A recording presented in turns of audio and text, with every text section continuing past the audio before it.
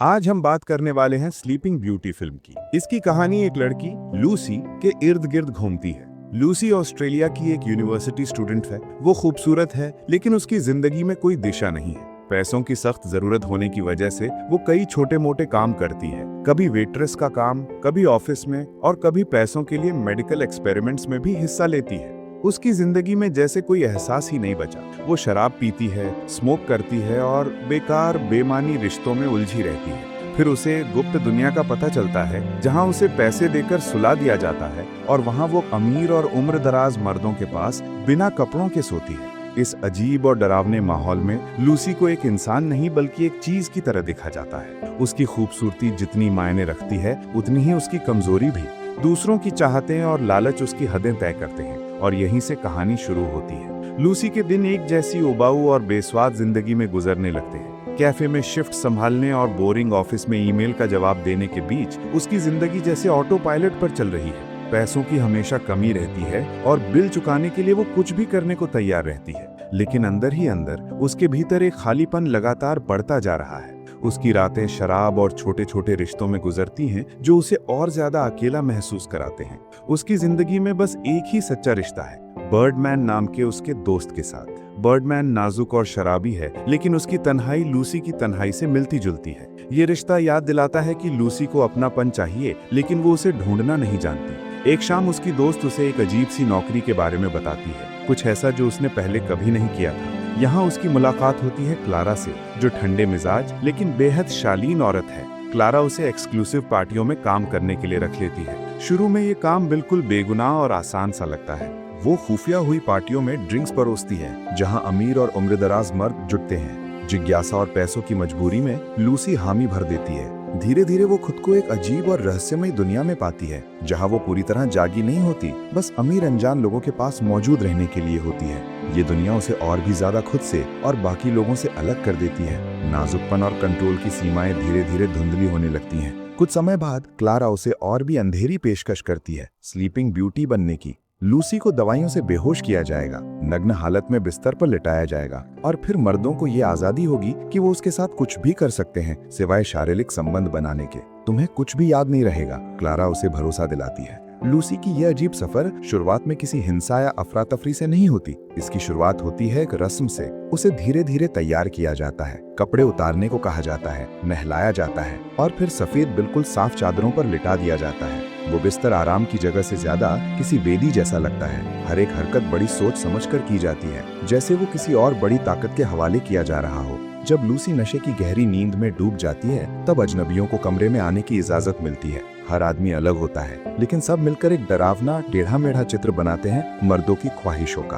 पहला आने वाला शख्स चुप है, लगभग इबादत करने वाले जैसा। वो धीरे धीरे कपड़े उतारता है और लूसी के बगल में लेट जाता है, जैसे वो उसकी किसी पिछले जन्म की बीवी हो। वो उसे जबरदस्ती छूता नहीं, वो बस उसके बालों को सहलाता है, उसके हाथ और उसके जिस्म पर हल्की छुअन छोड़ता है। अपने आप से कुछ फुसफुसाता है जो सिर्फ वही सुन सकता है। उसके लिए लूसी कोई इंसान नहीं, बल्कि यादों का एक बर्तन है, एक ऐसा जिस्म जो उसे ठुकरा नहीं सकता। ये सब ऊपर से नर्म और कोमल लगता है, लेकिन असल में वो कोमलता टेढ़ी है, क्योंकि वो दी जा रही है उस शख्स को जो जवाब देने के काबिल ही नहीं। और फिर आता है वो आदमी जो इस अनकही झूठी दुनिया को तोड़ देता है। वो बिस्तर पर चढ़ता है, लेकिन इस बार ज्यादा बेताबी के साथ। लूसी उसके लिए कोई इंसान नहीं बल्कि जीतने की चीज है।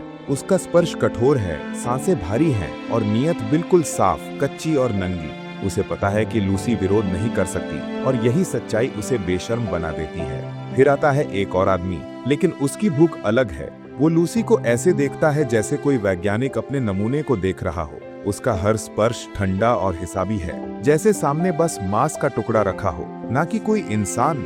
वो बोलता कुछ नहीं, बस छूता है, परखता है, नापता है। लेकिन धीरे धीरे दरारें दिखने लगती हैं। उसके अंदर एक अजीब बोझ उतरने लगता है, जैसे उसे ऐसे तरीकों से इस्तेमाल किया गया हो जिनके लिए शब्द नहीं मिलते। यादें भले ना हो, लेकिन उसका शरीर सब याद रखता है। उन रातों की खामोशी उसके दिनों में घुलने लगती है। आखिरकार जब लूसी कमरे में एक छुपा हुआ कैमरा लगा देती है ताकि जान सके नींद के दौरान उसके साथ क्या होता है, तो सच्चाई असहनीय साबित होती है। जब वो उठती है, फुटेज निकालती है और देखना शुरू करती है। रिकॉर्डिंग उसे वो कड़वा सच दिखाती है जिससे अब इनकार नहीं किया जा सकता।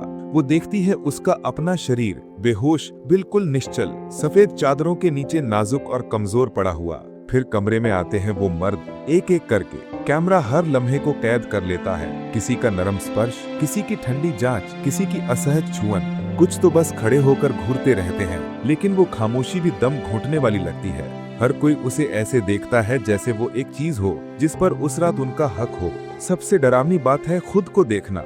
लूसी को समझ आता है कि वो कभी भी अछूती नहीं रही।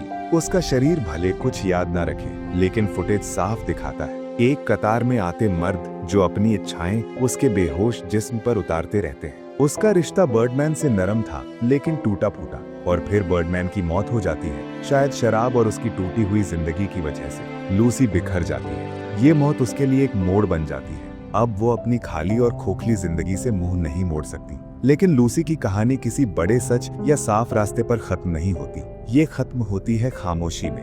बर्डमैन की मौत उसे पूरी तरह तोड़ देती है, और उसके छुपे हुए कैमरे की फुटेज उसकी आखिरी परत भी उतार देती है जिससे वो अब तक खुद को बहला रही थी। अब वो ये दिखावा नहीं कर सकती कि नींद में उसके साथ जो होता है वो बेकार या हानि रहित है। भले उसे याद न हो, लेकिन उसका शरीर अनजान लोगों की छाप से लिखा जा चुका है। ये फिल्म हमें कोई संतोष नहीं देती, न कोई मोक्ष, न कोई सबक जो साफ साफ सीखा जा सके। बस कुछ सवाल जो क्रेडिट्स खत्म होने के बाद भी दिमाग में गूंजते रहते हैं। आखिर इसका मतलब क्या है कि कोई अपना जिस्म बेच दे और साथ ही अपनी होश भी?